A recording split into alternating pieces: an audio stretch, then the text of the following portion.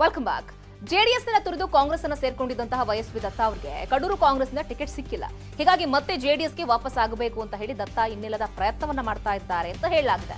ಈ ನಿಟ್ಟಿನಲ್ಲಿ ದೇವೇಗೌಡರನ್ನ ಭೇಟಿಯಾಗಿದ್ದ ದತ್ತಾ ಜೆಡಿಎಸ್ಗೆ ವಾಪಸ್ ಕರ್ಕೊಳ್ಳಿ, ಕಡೂರು ಟಿಕೆಟ್ ಕೊಡಿ ಅಂತ ಕೇಳಿದಾರಂತೆ. ಆದರೆ ದೇವೇಗೌಡರು ಕುಮಾರಸ್ವಾಮಿ ಅವರ ಜೊತೆ ಚರ್ಚಿಸಿ ನಿರ್ಧಾರ ಮಾಡ್ತೀನಿ ಅಂತ ಹೇಳಿ ಕಳುಹಿಸಿದ್ರಂತೆ. ಜೆಡಿಎಸ್ ಬಾಗಿಲು ತೆರೆದೇ ಇದ್ರೆ ವೈಎಸ್ವಿ ದತ್ತಾ ಅವರು ಪಕ್ಷೇತರರಾಗಿ ಸ್ಪರ್ಧಿಸುವಂತಹ ಸಾಧ್ಯತೆಗಳು ಕೂಡ ಇದೆ. ನೋಡಬೇಕು ಏನಾಗುತ್ತೆ ಅಂತ.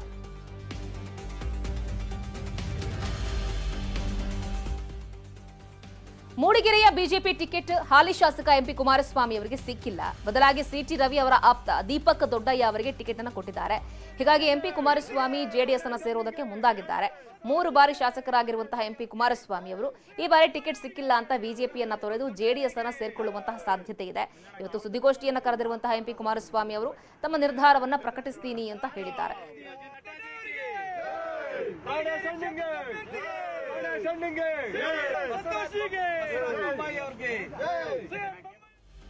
ಚನ್ನಪಟ್ಟಣ ಕ್ಷೇತ್ರದಲ್ಲಿ ಜೆಡಿಎಸ್ನಿಂದ ಎಚ್ ಡಿ ಕುಮಾರಸ್ವಾಮಿ ಅವರು ಹಾಗೆ ಬಿಜೆಪಿಯಿಂದ ಸಿಪಿ ಯೋಗೀಶ್ವರ್ ಸ್ಪರ್ಧಿಸುತ್ತಿದ್ದಾರೆ. ಇಬ್ಬರು ಘಟಾನುಘಟಿಗಳ ನಡುವೆ ಬೇರೆಯವರು ಗೆಲ್ಲೋದು ಸುಲಭ ಅಲ್ಲ. ಹೀಗಾಗಿ ಇಬ್ಬರ ನಡುವೆ ವ್ಯರ್ಥ ಪ್ರಯತ್ನ ಯಾಕೆ ಅಂತ ಕಾಂಗ್ರೆಸ್ ನಾಮಮಾತ್ರಕ್ಕೆ ಕ್ಯಾಂಡಿಡೇಟ್ ಅನ್ನು ಹಾಕೋದಕ್ಕೆ ನಿರ್ಧಾರ ಮಾಡದಂಗೆ ಕಾಣಿಸ್ತಾ ಇದೆ.